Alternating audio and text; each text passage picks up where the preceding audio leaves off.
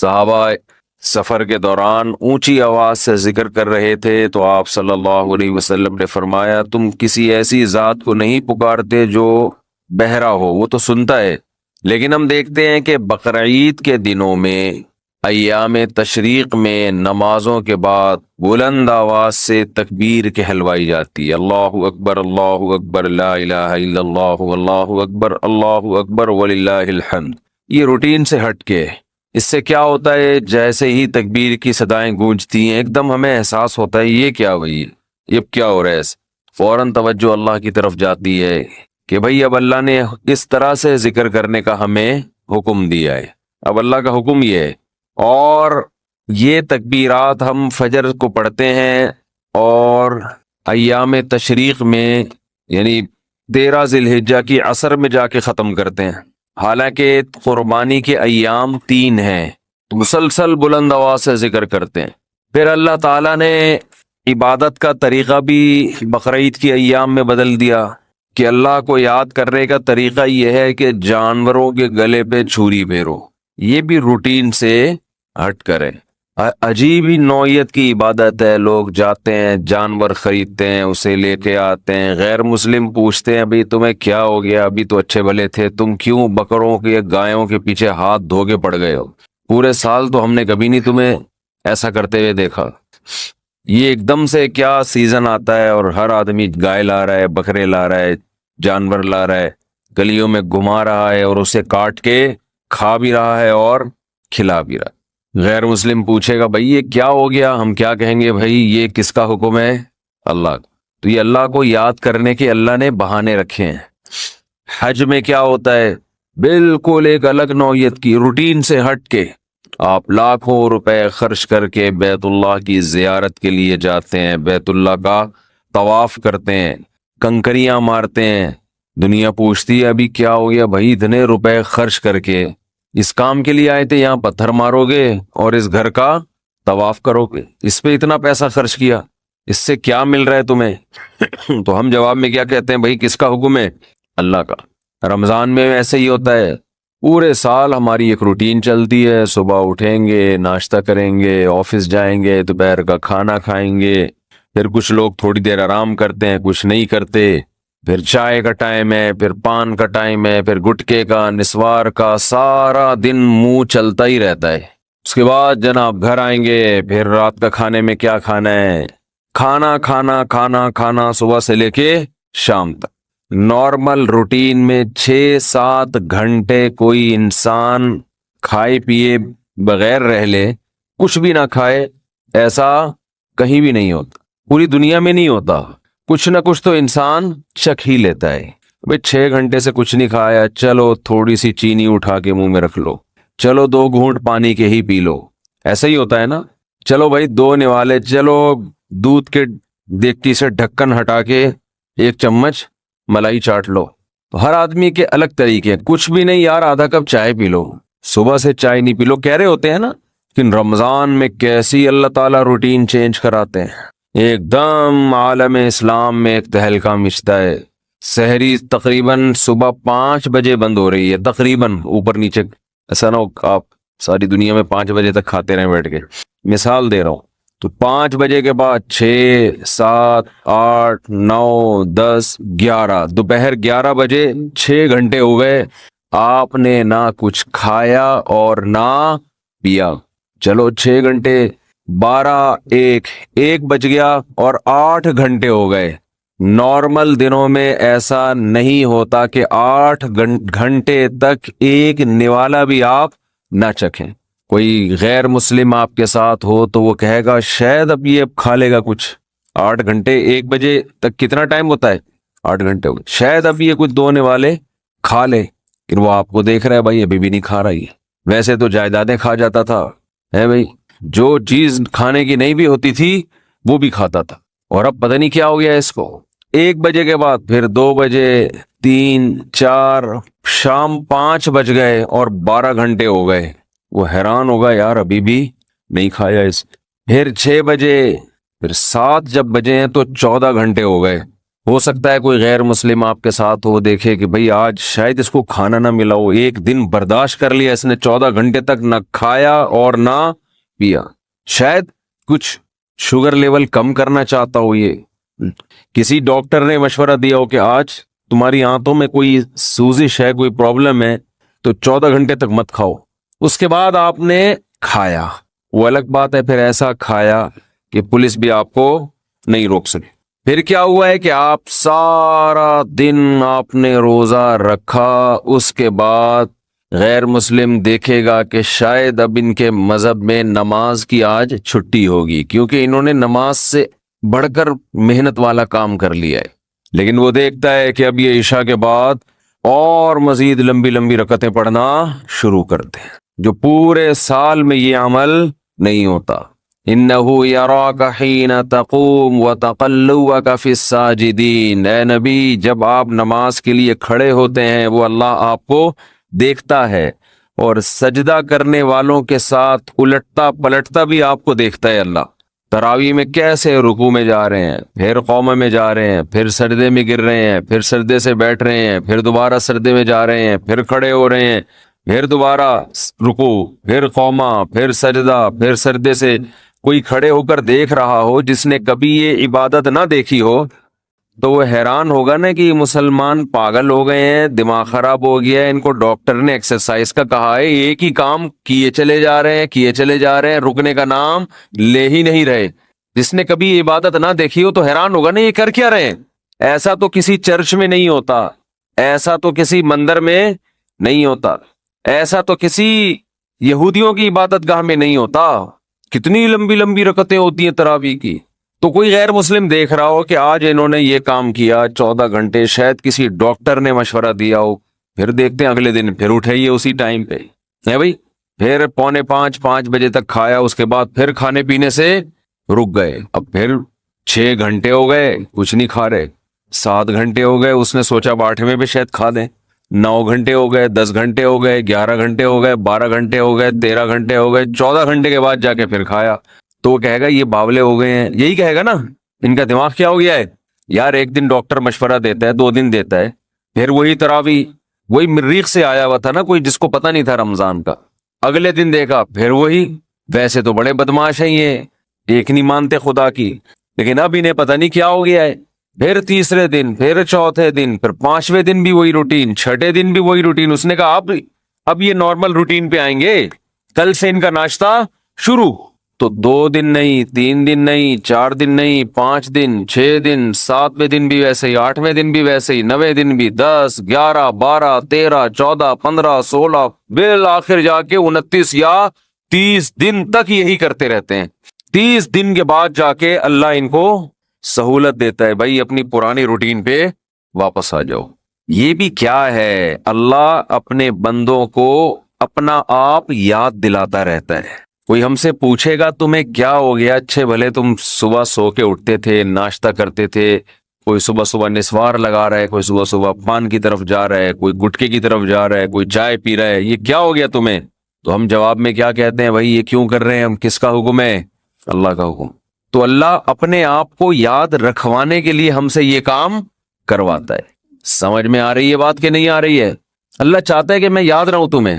آپ کہہ سکتے ہیں کہ بھئی ہم نماز پڑھتے تھے پورے سال تو اللہ کو یاد رکھتے تھے نا, فجر بھی پڑھ رہے ہیں, ظہر بھی پڑھ رہے ہیں, عصر بھی, تو بس کافی ہے نا. کافی اس لیے نہیں ہے کہ یہ چیز نمازی کے لیے ایک روٹین کی چیز بن جاتی, یہ عادت پڑ جاتی ہے, وہ بھول جاتا ہے. وہ سمجھتا ہے کہ جیسے بچے اسکول جاتے ہیں نا, تو بچوں کو تھوڑی پتا ہوتا ہے میں نے اسکول اس لیے جا رہا ہوں کہ میں سائنسدان بنوں گا, میں ڈاکٹر بنوں گا, میں انجینئر بنوں گا, میں پائلٹ بنوں گا. بچے اس کے لیے جا رہے ہوتے ہیں, ایک روٹین, ایک عادت پڑ چکی ہے. وہ کہتے ہیں زندگی میں ہم پیدا ہی اس لیے ہوئے ہیں کہ رات کو ہم نے جلدی سونا ہے, صبح اٹھنا ہے, ہماری امی نے ہمیں ناشتہ کرا کے دھکا دے کے وین میں بٹھا دینا ہے, پھر وین جائے گی, پھر وہاں ہم اتریں گے, ٹیچر ہمیں پڑھائیں گے, پھر چھٹی ہوگی, پھر وہاں سے گھر آئیں گے, بس. تو روٹین کی چیز بن جاتی ہے.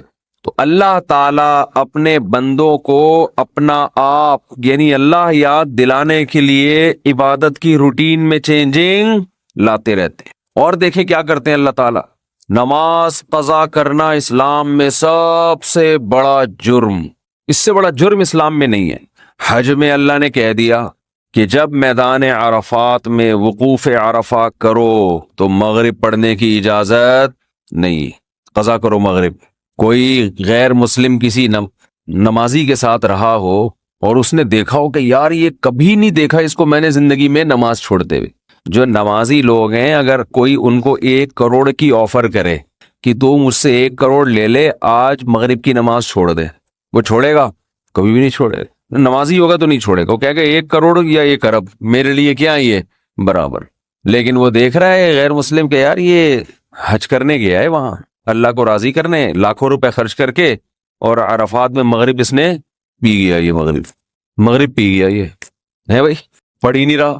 اس سے پوچھو کیوں نہیں پڑھ رہا؟ بھائی مزدلفہ میں جا کے عشاء کی نماز جب ہوگی تو اس کے ساتھ پڑھوں گا۔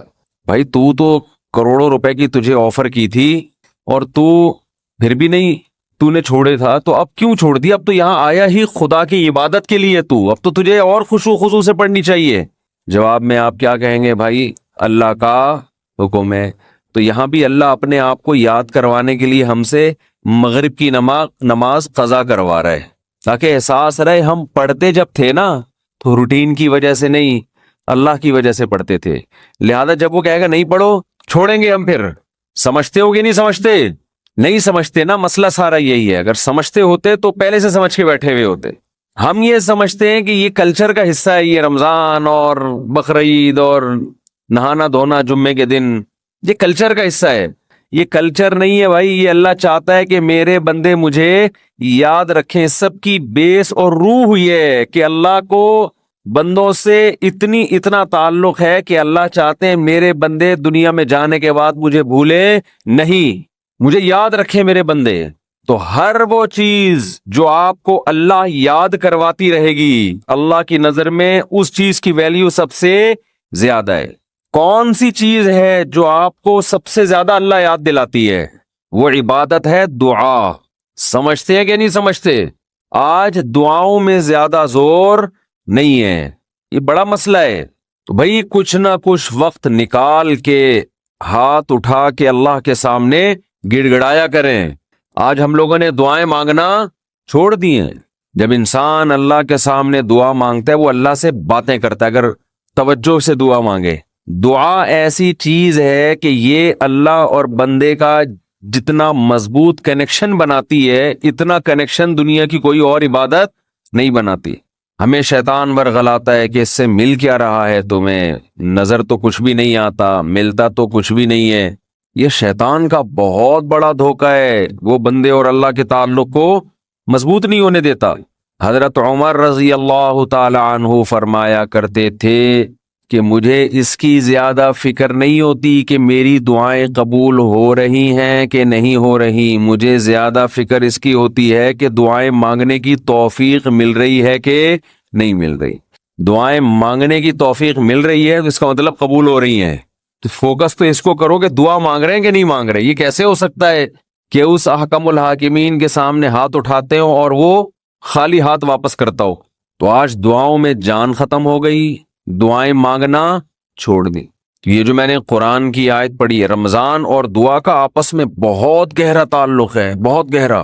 جب انسان اللہ کے لیے کوئی عبادت کرتا ہے، کوئی قربانی دیتا ہے، اللہ کا نام قرآن میں ہے شکور، قدردان۔ شکور کسے کہتے ہیں؟ قدردان۔ آپ تھوڑا کرو وہ اس کی قدر بہت زیادہ کرے۔ کچھ لوگ ناقدرے ہوتے ہیں نا، آپ کچھ بھی کر لیں ان کے لیے کہتے ہیں نا ناقدرہ ہے، میری بات کو ویلیو ہی نہیں دیتا، میرے احسان کو ویلیو ہی نہیں دیتا۔ اس لیے علماء کہتے ہیں کہ افطار کے وقت دعا کرنی چاہیے، کیوں؟ آپ نے سارا دن اللہ کے لیے ایک قربانی دی ہے۔ یہ بڑی بات ہے۔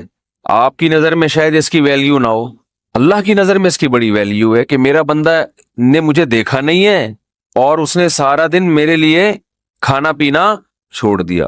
کیا کر رہے ہیں؟ ہاں یہ مکھی تنگ کر رہی ہے، لیکن اتنا ایسے نہ پکڑیں کہ مکھی سے زیادہ آپ تنگ کرنا شروع کر دیں۔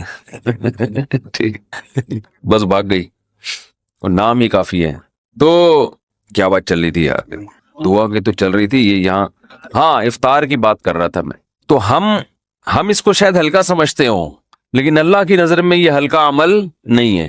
اللہ کہتے ہیں مجھ پر ایمان رکھتے ہیں، مجھے مانتے ہیں، اگر اللہ کو نہ مانتے ہوتے تو کوئی کسی کے کہنے پر کھانا پینا، آج کل تو لوگ ڈاکٹروں کے کہنے پہ نہیں چھوڑ رہے.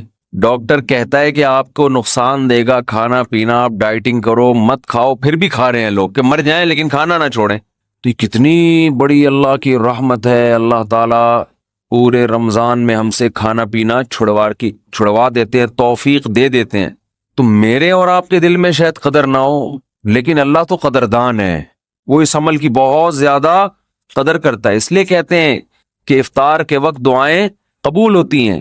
تضرع کا وقت ہے، عاجزی کا وقت ہے، تو دعائیں خوب کثرت سے کیا کریں. دعاؤں میں عاجزی، گڑ گڑانا، لجاجت کرنا.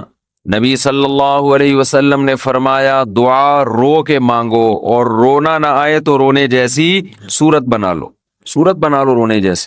ارے نبی نے ہمیں، کیونکہ اللہ کے سفیر ہیں نا، اللہ کا پیغام لے کر آئے، تو ہر چیز میں ہمیں گائیڈ کر دیا ہے. غیر مسلم کے پاس نہ مانگنے کا طریقہ ہے، کس سے مانگنا ہے یہ بھی نہیں پتا، کیا مانگنا ہے یہ بھی نہیں پتا.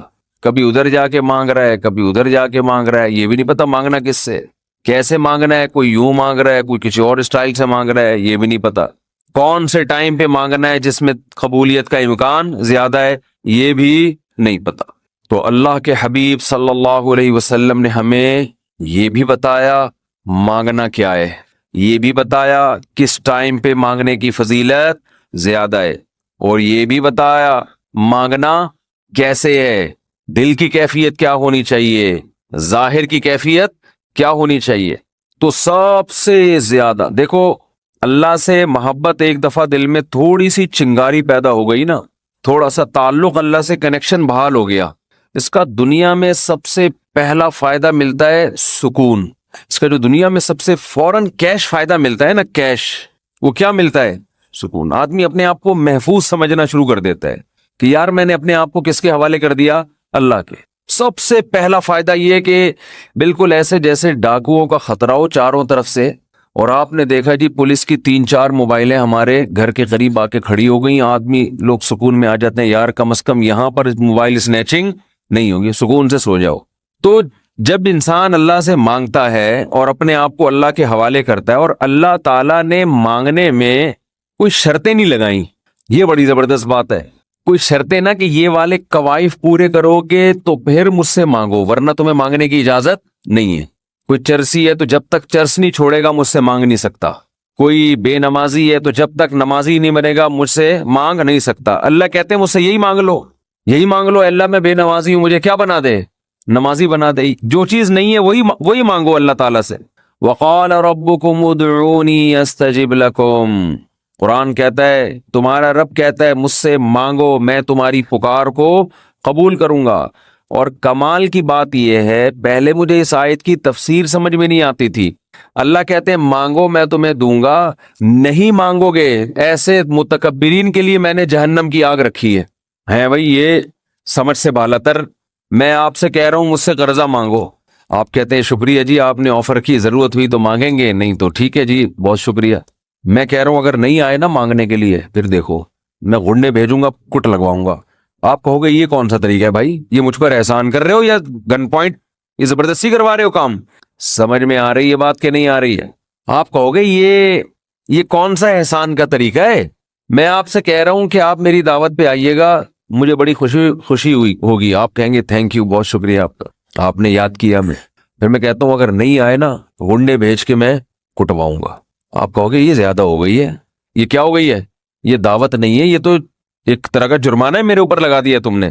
میں آپ سے کہتا ہوں بھائی میں علاقے کا ناظم ہوں، میں علاقے میں یہ تھانے کا میں ڈی ایس پی ہوں، کوئی مسئلہ ہو میرے پاس آنا. آپ کہیں گے سر آپ کا بہت شکریہ، آپ کا ٹرانسفر ہوتے ہی آپ نے سب سے پہلے مجھے یاد کیا، کوئی بھی ضرورت ہوگی آپ کو بتاؤں گا. میں آگے سے تڑی لگا دی.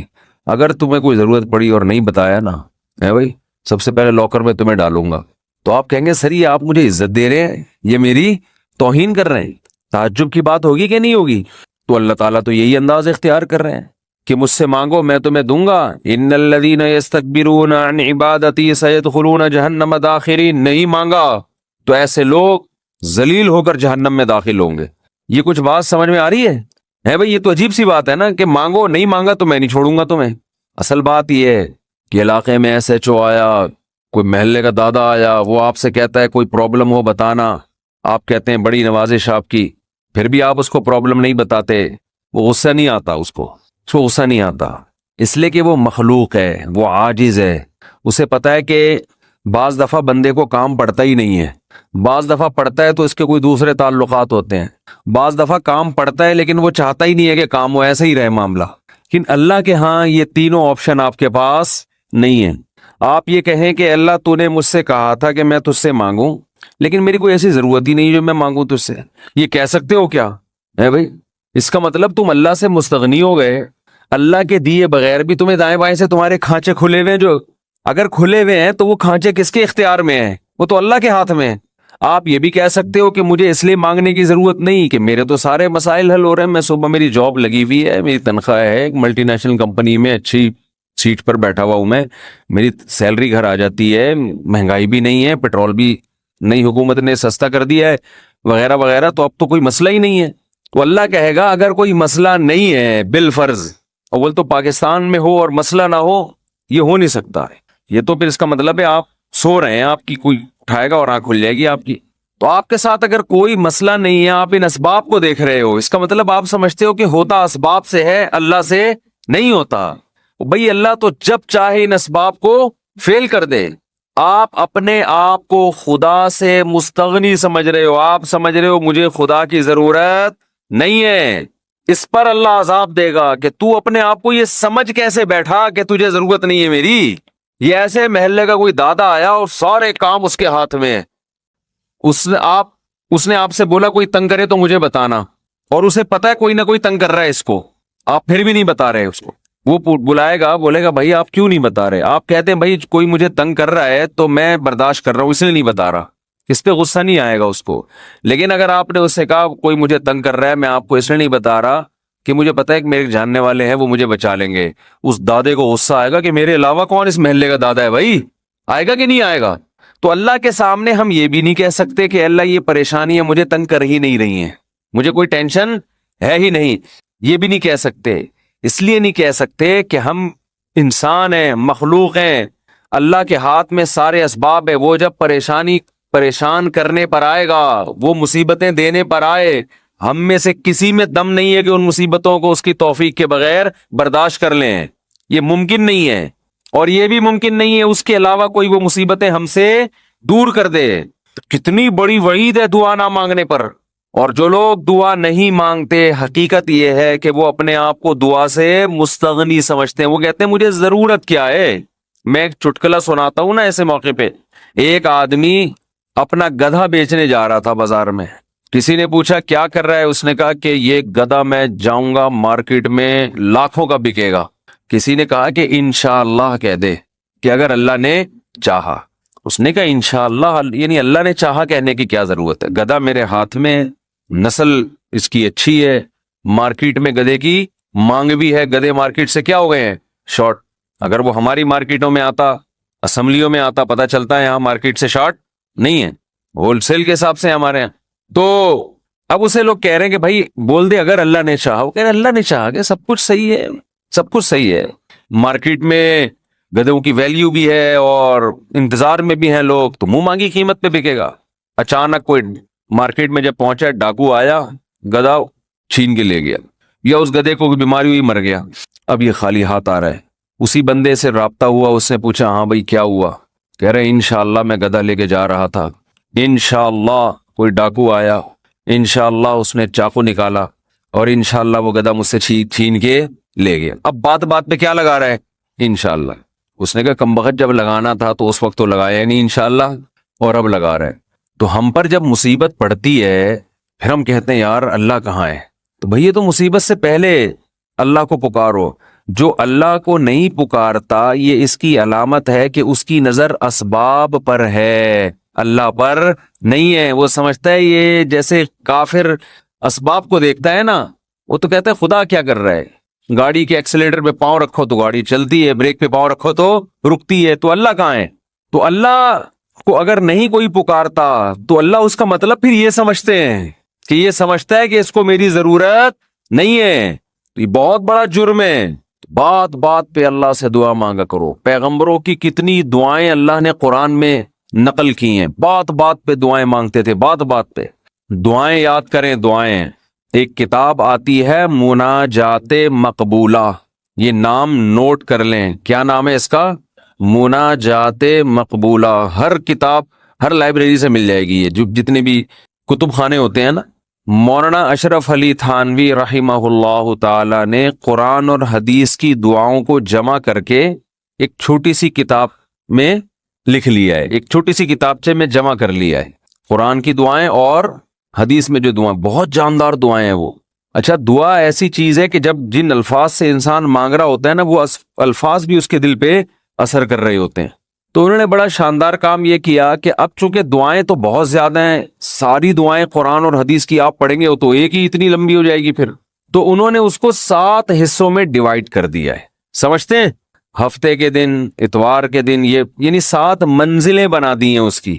اس کا ترجمہ بھی ملتا ہے, یعنی وہ دعائیں عربی میں اور نیچے اس کا ترجمہ. آپ بے شک عربی نہ پڑھیں, ترجمہ پڑھ لیں, وہ روزانہ کا معمول بنائیں. اس سے کیا ہوگا, آپ کو قرآن و سنت کی دعائیں یاد ہونا شروع ہو جائیں گی. وہ ایسی جاندار دعائیں, ایسی جاندار, ان دعاؤں میں آپ کو لطف آنا شروع ہو جائے گا, چسکا لگ جائے گا. کیسی کیسی دعائیں, دیکھو ایک پڑھ کے سناتا ہوں. اللہم قسم لنا من خشیتک ما تحول به بیننا وبین معصیتک. اے اللہ, ہمیں اتنا اپنا خوف دے دے, ہمارے دل میں اپنا اتنا خوف ڈال دے کہ وہ خوف ہمارے اور تیری نافرمانی کے درمیان آڑ بن جائے. سمجھ میں آ رہی ہے بات؟ زیادہ خوف نہیں چاہیے. زیادہ خوف پیدا ہو گیا تو زندگی کا مزہ کرکرا ہو جائے گا. جب آپ کے دل میں کسی چیز کا خوف مسلط ہو جاتا ہے تو لذتوں سے محروم ہو جاتے ہو آپ. دیکھو بچوں کے دلوں میں امتحان کا خوف ہوتا ہے نا, نہ کھا رہے ہیں نہ پی رہے ہیں. کراچی میں تو ایسا کوئی سیٹ اپ نہیں ہے, کوئی خوف ووف نہیں ہوتا. پنجاب میں دیکھا ہے ہم نے, بچوں کے پیپر ہونے والے, ایگزام ہونے والا, ایک دماغ پہ مسلط کر لیتے ہیں. زیادہ مسلط کریں گے تو پھر پڑھائی بھی نہیں ہوتی, ان سے ہاتھ پاؤں کانپنے لگتے ہیں. کراچی میں اللہ کا فضل ہے, یہ ٹینشن. کراچی میں جتنی بھی حکومتیں رہی ہیں اب تک کی رپورٹ کے مطابق, انہوں نے یہ بڑا فائدہ پورے سندھ میں الحمدللہ. یہ سندھ گورنمنٹ جب جتنی بھی رہی ہے اب تک, چاہے کسی کی بھی ہو, تو یہ الحمدللہ انہوں نے فیسلٹی دی ہے کہ کراچی کی عوام کو پڑھائی لکھائی سے الحمدللہ بالکل فارغ کر دیا ہے. لڑکوں میں پڑھنے کا رواج ہے ہی نہیں.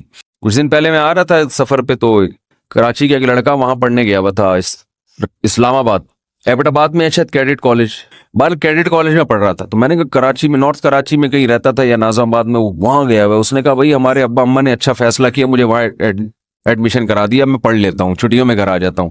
تو وہ بتا رہا تھا کہ یہ کراچی میں, وہ مجھے کہہ رہا تھا کہ ہم حیران ہوتے ہیں کراچی میں جہاں تو وہاں کوئی ہے ہی نہیں, پڑھائی لکھائی کی بات ہی نہیں ہے. کہہ رہے یہاں ہو تو ہر آدمی, میں نے دیکھا ہے پنجاب میں ہر بچہ پڑھائی کی بات کر رہا ہے, سب پڑھائی میں آگے نکلنے کی کوشش کر رہے ہیں, کچھ بزنس میں آگے جانے کی کوشش کر رہے ہیں. یہاں آؤ تو پڑھے ہوئے ہیں. کراچی میں الحمدللہ پڑھے ہوئے لڑکے پوری پوری رات کرکٹ کھیل رہے ہیں, اور ہم نے بھی بیان کر کے اپریشیٹ کر دیا. وہ کہہ رہے ہیں اب تو ٹھپا لگی, اب تو اور کھیلو. ہم نے تو اس لیے خوشی کا اظہار کیا تھا کہ چلو روزہ تو رکھ رہے ہیں نا, یہ مطلب تھوڑی تھا کہ کچھ بھی نہیں کرو. تو یہاں الحمدللہ یہ سہولت ہے کہ یہاں آپ پڑھنے کے علاوہ دنیا کا ہر کام کر سکتے ہیں کراچی میں, اور پڑھے بغیر آپ کو ڈگریاں مل جاتی ہیں. وہ الگ بات ہے, اپنا بھی بیڑا غرق اور قوم کا بھی بیڑا غرق ہوتا ہے. نہ خود کچھ آتا ہے, نہ ترقی تھوڑی کر سکتا ہے آدمی فالتو ڈگریاں لے کے, وہ پکڑا جاتا ہے کہیں نہ کہیں. ایک ہمارے مشہور ڈاکٹر تھے, جو بڑے اچھے ڈاکٹر تھے, کیا ہیں ڈاکٹر, جب ان کی جعلی ڈگریاں پکڑی گئیں, لوگوں نے کہا یار ڈگری کو چھوڑو, بندہ میں قابلیت ہے. تو وہ تھوڑے دنوں میں قابلیت کبھی ایسی کی تیسی ہو گئی. جو اندر سے ہوتا ہے نا, تھوڑے دنوں میں آدمی وہ آ جاتا ہے, آپ چھپا نہیں سکتے زیادہ عرصہ. تو جعلی ڈگریاں جعلی ہی ہوتی ہیں, پکڑا جاتا ہے آدمی. تو میں یہ بتا رہا تھا کہ قرآن کیا کہتا ہے, حدیث کیا کہتی ہے. نبی نے دعا سکھائی کہ اے اللہ اتنا خوف, زیادہ خوف مسلط ہو گیا تو پڑھائی سے بھی گئے, نیند سے بھی گئے, کھانے سے بھی گئے. تو اللہ کا بھی اگر زیادہ خوف پیدا ہو گیا, صحت بھی خراب ہوگی.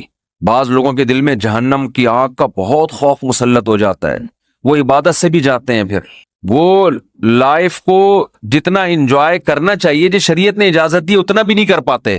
تو اس لیے ہمارے نبی نے دعا سکھائی, اللہم قسم لنا من خشیتک ما تحول به بیننا وبین معصیتک. یہ میں مناجات مقبولہ کی دعاؤں کا ایک تھوڑا سا تعارف پیش کر رہا ہوں آپ کے سامنے. یہ کتنی پیاری دعائیں ہیں. اے اللہ ہمیں اتنا خوف اپنا دے دے جو ہمارے اور تیری نافرمانی کے درمیان آڑ. کیونکہ خوف کا مقصد ڈرنا برائے ڈرنا نہیں ہے، خوف کا مقصد ہے جہنم سے بچنا. اور وہ جب بچیں گے جب گناہ سے بچیں گے. تو کم سے کم اتنا خوف تو ہو کہ جب گناہ کی طرف دل مائل ہو تو تیرا خوف رکاوٹ بن جائے، گناہ سے روک لے ہم کو. وَمِن طَاعَتِكَ مَا تُبَلِّغُنَا بِهِ جَنَّتَكَ، اپنی اطاعت کا اتنا جذبہ دے دے جو ہمیں جنت تک پہنچا دے. کیا ہو گیا بھائی، کیا ہوا؟ اچھا، وَمِن طَاعَتِكَ مَا تُبَلِّغُنَا بِهِ جَنَّتَكَ، یہ اسی کی تکمیل ہے. وَمِنَ الْيَقِينِ، یہ بڑا پیارا جملہ ہے. وَمِنَ الْيَقِينِ مَا تُهَوِّنُ بِهِ عَلَيْنَا مَصَائِبَ الدُّنْيَا. اے اللہ اپنا اتنا یقین دے دے، اتنا یقین، تیری ذات پہ اتنا یقین آ جائے کہ تو سب کچھ کرنے والا تو ہی ہے. اتنا یقین آ جائے کہ دنیا کی مصیبتیں ہلکی لگنے لگیں، ڈپریشن میں نہ جائیں ہم مصیبتوں کی وجہ سے. جو اللہ کو نہیں مانتے نا، جب وہ دیکھتے ہیں کوئی ٹینشن آ رہی ہے تو وہ کہتے ہیں یار اس ٹینشن کی یہ وجہ ہے اور یہ وجہ تو ختم نہیں ہوگی، تو میں تو ٹینشن میں زندگی گزاروں گا. وہ خودکشی کی طرف جائیں گے. اور جس کو پتا ہے کہ یہ دینے والا کون ہے؟ اللہ، وہ میرا خیر خواہ ہے، وہ مجھے سنورنے اور بنانے کے لیے دے رہا ہے، وہ یہ ٹینشن دور بھی کر سکتا ہے، وہ کسی سبب کا محتاج نہیں ہے، اس میں میرا فائدہ ہے، تو اس سے وہ ٹینشن کیا ہو جائے گی؟ ہلکی. تو اے اللہ اتنا یقین اپنا دے دے جس یقین کی وجہ سے دنیا کی مصیبتیں ہمیں ہلکی لگنے لگیں. اگر اتنا بھی یقین نہیں ہے تو یہ یقین نہیں ہے. وَمِنَ الْيَقِينِ مَا تُهَوِّنُ بِهِ عَلَيْنَا مَصَائِبَ الدُّنْيَا وَمَتِّعْنَا بِأَسْمَاعِنَا وَأَبْصَارِنَا وَقُوَّاتِنَا أَبَدًا مَا أَبْقَيْتَنَا. اے اللہ تو نے ہمیں آنکھ کی نعمت دی، سننے کی نعمت دی، بولنے کی نعمت دی، چلنے کی اور بات کرنے کی، یہ تمام نعمتیں جب تک ہماری زندگی ہے یہ نعمتیں ہم باقی رکھنا، معذوری سے ہمیں بچانا. سمجھ رہے ہو کہ نہیں سمجھ رہے؟ آج لوگ دولت مانگ رہے ہوتے ہیں، صحت کو فوکس نہیں کر رہے. آنکھ کی بینائی چلی جائے خدا نخواستہ، کیسی اندھیر زندگی ہے. سننے کی طاقت چلی جائے. وَمَتِّعْنَا بِأَسْمَاعِنَا وَأَبْصَارِنَا وَجَمِيعَ قُوَّاتِنَا أَبَدًا مَا أَبْقَيْتَنَا وَاجْعَلْهُ الْوَارِثَ مِنَّا. یہ اس سے بھی زیادہ خاندانی جملہ. کافر بھی چاہتا ہے کہ میری آنکھوں میں دیکھنے کی طاقت، کانوں میں سننے کی طاقت، زبان میں بولنے کی طاقت، میری تمام جو جسم کے پارٹس ہیں وہ صحیح رہیں تاکہ میں دنیا کی نعمتوں سے مزے اڑاؤں. تو اللہ ہم صرف اس لیے نہیں کہہ رہے کہ یہ تمام چیزیں باقی رکھ کہ ہم دنیا میں مزے اڑائیں، دنیا میں بھی لذت، اور یہ جو تو نے ہمیں طاقتیں دی ہیں یہ آخرت میں بھی ترقی کا ذریعہ بن جائیں. تو ڈبل مزے ہو گئے کہ نہیں ہو گئے ہیں بھائی؟ کیونکہ جس آدمی میں قوت اور طاقت نہیں ہوتی مختلف چیزوں کی، وہ آخرت کے کام بھی زیادہ نہیں کر سکتا. تو وَاجْعَلْهُ الْوَارِثَ مِنَّا، ان کے اثرات باقی رہے، قیامت کے دن فائدہ ہوئے. ان آنکھوں سے ہمیں، ان کان سے اچھی بات سنی تھی اور ہدایت مل گئی، تو یہ فائدہ ہو گیا نا اس کان کا آخرت میں. آنکھوں سے اچھی چیز دیکھی اور ہدایت مل گئی، اللہ کی نشانیاں دیکھی اور عبرت حاصل ہوئی ان آنکھوں سے. ماں باپ کی زیارت کی، بیت اللہ حج کی، اللہ کے گھر کی زیارت کی. تو یہ آنکھوں کی لذت بھی ہے، اور اس لذت سے دنیا کا فائدہ بھی اور آخرت کا فائدہ بھی. وَاجْعَلْهُ الْوَارِثَ مِنَّا وَاجْعَلْ ثَأْرَنَا عَلَى مَنْ ظَلَمَنَا وَانْصُرْنَا عَلَى مَنْ وَانْصُرْنَا عَلَى مَنْ وَاجْعَلْ ثَأْرَنَا عَلَى مَنْ ظَلَمَنَا وَانْصُرْنَا عَلَى مَنْ عَادَانَا. جو ہم سے دشمنی کرے اے اللہ تو اس کے خلاف ہماری مدد کر. دنیا میں بہت سارے دشمن ہیں، کچھ کو آپ جانتے ہیں، بہت سو کو نہیں جانتے. وَلَا تَجْعَلْ مُصِيبَتَنَا فِي دِينِنَا، اے اللہ اگر کوئی مصیبت مقدر میں ہے ہی تو وہ دنیا کی طرف پھیر دینا، دین ہمارا اس سے محفوظ رکھنا. دنیا کی مصیبت ختم ہو جاتی ہے، دین پہ کو نقصان اگر ہو گیا اس کے اثرات ہمیشہ ہمیشہ رہیں گے. وَلَا تَجْعَلْ مُصِيبَتَنَا فِي دِينِنَا وَلَا تَجْعَلِ الدُّنْيَا أَكْبَرَ هَمِّنَا. یہ جب مانگا کرے نا خوب شوق سے، اس کا مفہوم سوچ کے، اے اللہ دنیا ہمارا بڑا غم نہ بنا دینا کہ ہماری بڑی چاہت ہی کیا ہو. آج آپ دیکھیں، آپ کسی سے پوچھیں تجھے دنیا میں سب سے بڑی ٹینشن کیا ہے، وہ کیا بزنس. تیرا سب سے بڑا مسئلہ کیا ہے؟ صحت. تیرا سب سے بڑا مسئلہ کیا ہے؟ بیوی ٹھیک ہو جائے. تیرا سب سے بڑا مسئلہ کیا ہے جو تو چاہتا ہے؟ یار میرا سب سے بڑا مسئلہ ہے میری شادی ہو جائے. تیرا سب سے بڑا مسئلہ کیا ہے؟ یار ابا ٹھیک ہو جائیں. تیرا سب سے بڑا مسئلہ کیا ہے؟ یار میرے بال نہیں ہے سر پہ, میں سارا دن اسی کوشش میں لگا رہتا ہوں سر پہ بال نکل آئیں. بھائی تیرا سب سے بڑا مسئلہ کیا ہے؟ بھائی مجھے اللہ نہ کرے کینسر ہے, میرا سب سے بڑا مسئلہ اس وقت یہ بن چکا ہے میرا کینسر کسی طرح سے ٹھیک ہو جائے. بھائی تیرا سب سے بڑا مسئلہ کیا ہے؟ یہ لوگوں کی آپ سروے کریں تو یہی ہوگا نا. سمجھ میں آ رہی ہے بات؟ اکبر ہمینا کا مطلب سب سے بڑا مسئلہ, سب سے بڑی ٹینشن. بھائی تیرا سب سے بڑا مسئلہ کہ یار میرے بچے میرے قابو میں نہیں ہیں, میری سب سے بڑی خواہش ہے میرے بچے انسان کے بچے بن جائیں.